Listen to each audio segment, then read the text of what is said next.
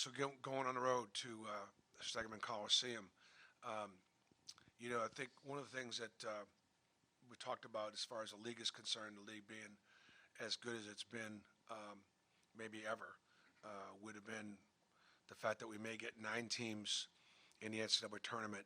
Um, but really there are probably 11 teams right now, including Georgia, that are absolutely within range. Um, Now Arkansas, Missouri, or Vanderbilt could win the SEC tournament and go, but even through the work in the regular season, Georgia is still in position to be an NCAA tournament team potentially. Um, they've had a really good year, and it's just the quality of the league um, has put them in a situation where they've lost 7 out of 8 games in the league. You look at their home losses to Tennessee, Kentucky, Florida, Alabama. They've already played those 4 teams at home and lost close to all of them. Um,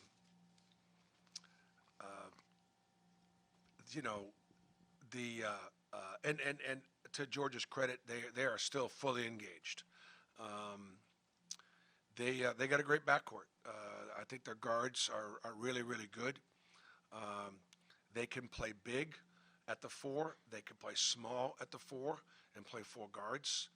Um, Big fella that's transferred from South Florida has really improved throughout the season, um, and Florida's really improved at the 5 spot. Um,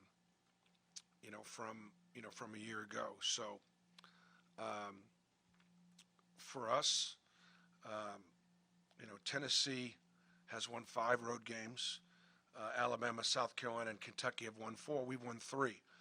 Um, and while I'm always so very, very proud of our home court advantage, um, um, because we've been so good at home, um, we don't get.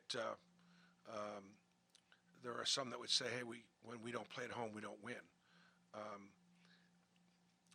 we have not played great on the road this year. We've got wins at Ole Miss and Arkansas and Vanderbilt, but we've not shot it particularly well on the road. Um, but we have 3 more opportunities in our last 5 games to dispel that.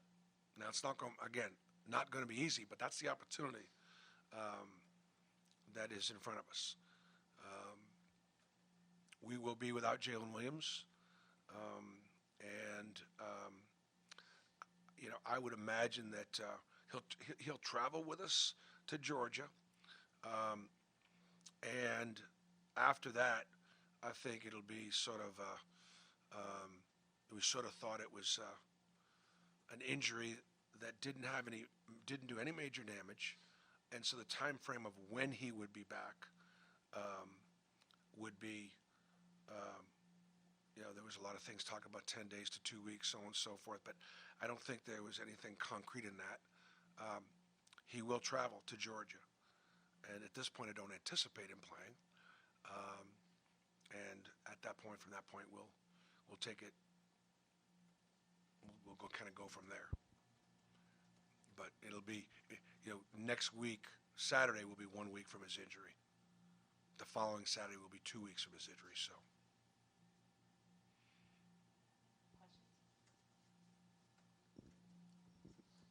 Bruce, you talked after the Kentucky game about needing better guard play, wanting your guards to kind of step up. What specifically do you think they need to kind of take that step, especially as y'all go down the stretch? And as Well, I think all of our guards, obviously,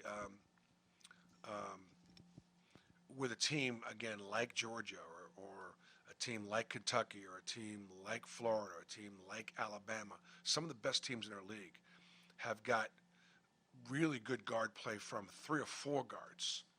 Not just 1 or 2, but 3 or 4 guards. And so the question is, who can guard who? And so it takes more than just a couple of guards playing well for us. It takes 3 or 4 guards. And so there certainly is some step up on the defensive end. Second thing is making shots and shooting a better percentage. And And in the SEC play, our guards haven't shot it very well. And and so I think that's kind of, and then as far as the assist turnover ratio is concerned, when you are, in a position where you're 10th nationally in assists, or you're 4th nationally in bench points, obviously talking about depth, and then 3rd in field goal percentage defense. Field goal percentage defense at 38%. That speaks to the effort. That speaks to, the commitment to be unselfish and play hard defensively. It's, quite frankly, 38% might be the lowest field goal percentage defense I've ever had as a head coach, which means this team's trying to guard and trying to make it difficult for people, obviously to score. But without Jalen, we'll be challenged both in the front court and in the back court now.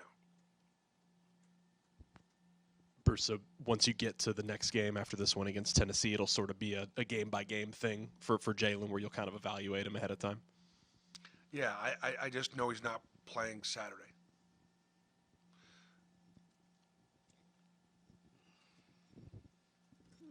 Saw Chaney. And then Tennessee will be 10 days, and Mississippi State will be 14 days. And so. Saw Chaney in here this morning, do individual workout, just working on his shot, just the opportunity that he will have for extended minutes now with Jalen out. Yeah, well, Chaney's always been one of our harder workers, and he's in almost every morning. And yes, it'll be an opportunity for him to play some more. Dylan Carr will play some more. Chris Moore maybe to move around a little bit. Leo Berman. I think it'll be to replace Jalen, it's going to have to be obviously by committee, and when it's no secret that when Jalen Williams has played well, we've won. Like, I don't think we haven't won when he played well. And when he hasn't played well, which has only been, probably, we lost 5 games, right? I think he said 5 games we didn't play very well.